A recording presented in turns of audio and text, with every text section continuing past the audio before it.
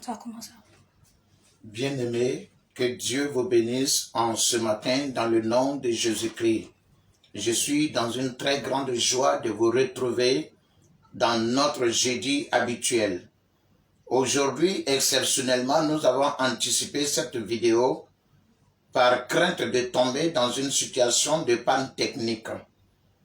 Alors, bien-aimés, veuillez recevoir ce moment que Dieu lui-même a décidé de vous accorder, à vous et à moi. Je vous invite à un temps de prière avant que nous puissions commencer. Papa, au nom de Jésus-Christ, nous te prions. Notre Dieu qui vit à jamais et qui tient chaque chose entre tes mains. C'est toi, mon Dieu, mon roi, qui tiens les temps et les circonstances. C'est lui qui peut les changer. Notre Père, nous prions que tu changes nos cœurs s'il est mauvais, s'il est mal orienté. Nous prions, Seigneur Dieu Tout-Puissant, que tu renouvelles nos intelligences. Nous prions que tu nous donnes une alliance nouvelle, celle que nous trouvons en Jésus-Christ. Si nous sommes encore dans les alliances de ce monde, si nous sommes encore dans les alliances de la religion et non pas l'alliance avec toi. Et je prie que tu donnes aux uns et aux autres la connaissance de Dieu et avec cette connaissance, toutes ses implications, toutes les bénédictions, toute l'élévation que cela apporte. Merci de nous exaucer dans le nom de Jésus-Christ, notre Sauveur. Amen. Nous avons compris que dans son amour, Dieu nous exhorte chaque jour. Et il nous exhorte à des comportements, à des habitudes, il nous exhorte à des réactions qui nous font du bien et qui le rendent heureux lui. Parce que Dieu nous aime. C'est pourquoi lorsque nous sommes bénis, lorsque nous sommes comblés, il est heureux. Et aussi c'est la raison pour laquelle il ne cesse de vouloir nous combler, il ne cesse de vouloir nous faire du bien. Il nous exhorte donc à avoir les attitudes et les comportements qui lui permettront de nous bénir, de nous garder et de nous élever chaque jour. Et aujourd'hui, l'une des exhortations du Seigneur Jésus-Christ est que tu gardes ses commandements. Alors, la Bible dit, garde les commandements du Seigneur. C'est ce que nous trouvons dans Jean chapitre 15, dans Jean chapitre 14, le verset 15. Nous lisons la parole. Si vous m'aimez, gardez mes commandements. Si vous m'aimez, gardez mes commandements. Le Seigneur Jésus-Christ, envoyé par Dieu sur la terre parmi nous, a démontré qu'il a marché avec le Seigneur en gardant ses commandements. Il nous a aussi fait connaître les conséquences, les avantages qu'on tire en gardant les commandements de Dieu. C'est pourquoi, à son tour, il nous exhorte à garder les commandements de Dieu. C'est important pour toi, bien-aimé. C'est très important pour moi. Nous devons garder les commandements de Dieu. Lorsque le Seigneur te demande quelque chose, cela est toujours pour ton bien. Il n'a jamais voulu le mal d'une seule personne qui existe. Tout ce qu'il a créé, il dit que cela était bon.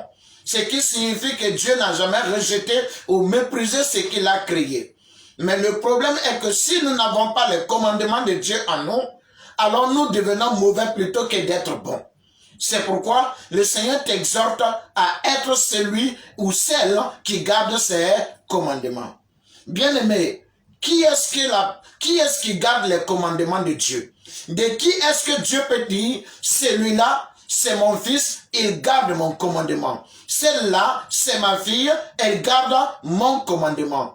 De qui est-ce que Dieu peut rendre un tel témoignage? La personne qui garde le commandement de Dieu, un homme ou une femme qui garde le commandement du Seigneur, c'est quelqu'un qui trouve d'abord en ce commandement une joie. Parce que cela montre l'intérêt de Dieu pour la personne. Dans Jérémie chapitre 15 au verset 16, le prophète a dit ceci. J'ai recueilli tes paroles et je les ai dévorées. Tes paroles ont fait la joie et l'allégresse de mon cœur. Vous voyez, le prophète dit, j'ai recueilli les paroles de Dieu et je les ai dévorées. Les paroles du Seigneur ont fait la joie et l'allégresse de mon cœur. Ce qui signifie que lorsque Dieu m'a parlé, cela m'a fait de la joie de ce que Dieu s'est intéressé à moi. Lorsque le Seigneur s'est adressé à moi, cela m'a fait un grand bien de ce que le Seigneur a pu trouver de la considération pour moi. Il a trouvé dans son cœur de la place pour moi. Déjà, je suis heureux pour cela. L'apôtre Jacques a dit la même chose. Si vous êtes dans les épreuves, trouvez en cela de la joie. Parce que le Seigneur qui permet que vous passiez par ces épreuves a le regard sur vous. Bien-aimés, si Dieu s'intéresse à une personne, c'est le plus grand bien qu'il puisse avoir. Et si toi et moi, Dieu nous donne ses commandements, cela signifie que nous sommes des personnes heureuses, des personnes comblées parce qu'il s'intéresse à nous. Le fait qu'il s'intéresse à nous est un honneur, une dignité, une élévation pour notre personne. Les personnes estimées grandes dans ce monde, on attend d'eux, on attend de ces personnes de l'affection, de l'approche. Et quand ces personnes-là ont osé nous approcher une seule fois, nous sommes en extase, nous sommes transportés au-delà de notre quotidien. Une joie, une expérience qui nous met au-dessus de nous-mêmes. Simplement parce que cette personne estimée être une grande personnalité s'est approchée de nous. Et si c'est nous qui avons fait le pas et que nous avons été accueillis, nous ressentons les choses de la même manière. La personne peut rester indifférente, mais le fait que nous avons été approchés ou acceptés nous donne une très grande valeur à nos propres yeux. Alors pourquoi? Parce celui qui est plus grand que tous, celui qui a le droit d'être estimé au-dessus de tous, celui qui a le pouvoir d'être estimé au-dessus de tous, celui qui prouve qu'il a plus de valeur au-dessus de tous. Pourquoi va-t-il s'intéresser à toi et que tu ne ressentiras rien en toi? Qu'est-ce qui ne va pas? Cela est une maladie spirituelle. C'est simplement le péché et son œuvre en l'homme. Mais si tu es conscient, si tu es réveillé, le fait que Dieu s'intéresse à toi, c'est la plus grande expérience, la plus grande bénédiction qu'un homme puisse connaître. Et Jésus s'intéresse à toi, il s'intéresse à moi, il s'intéresse à ta famille, il s'intéresse à chacun de nous. Et il dit, gardez mes commandements. Ainsi donc, frères, sœurs, garde les commandements du Seigneur, parce que c'est lui-même qui te les donne. Ce qui signifie que tu as du prix à ses yeux. Ce qui signifie que tu es honoré à ses yeux. Il tient à toi, il pense à toi. Tu es dans son cœur, tu es dans sa mémoire. Tu es dans sa volonté, tu es dans son intelligence. Donc, gardez les commandements. Il s'agit d'abord de trouver au fait de recevoir les commandements de Dieu, la joie que Dieu s'intéresse à chacun de nous. Mais au-delà de cela, le commandement se présente à nous comme un défi à relever. Celui qui reçoit les commandements de cette manière les gardera certainement. Notre problème est que nous oublions continuellement la parole qui nous a été enseignée, la parole que nous avons lue de la part de Dieu, la parole qui nous a été révélée de par le Seigneur. Après l'avoir écoutée, c'est comme si nous avions entendu des chanteurs habiles. C'est agréable à écouter au moment où on entend, mais quand on a fini d'écouter, nous oublions également le message de ces cantiques. Et nous disparaissons, nous restons les mêmes. C'est ce que Jacques a reproché à ses enfants spirituels. Il dit, si quelqu'un écoute la parole et ne la met pas en pratique, il est semblable à un homme qui s'est regardé au miroir. Mais à peine a-t-il quitté le miroir qu'il a oublié aussitôt comment il était. Donc il n'a donné aucune considération à son aspect quand il s'est regardé au miroir. Ce que le miroir lui a projeté ne l'a pas amené à se décider, à voir là un défi. Si vous êtes de Dieu, si vous voulez véritablement la vérité, si vous aimez le salut, si vous aimez la vérité, chaque parole de Dieu qui viendra à vous se présente comme un défi. Parce que d'abord, elle nous révèle nous-mêmes tels que nous sommes. et elle nous révèle ce que nous sommes censés être. Celui qui écoute la parole de Dieu apprend ceci. Il y a ce qu'il doit être. Il y a ce qu'il doit faire. Il y a ce qu'il doit avoir et il y a ce qu'il ne doit pas faire. Tous ces éléments sont importants.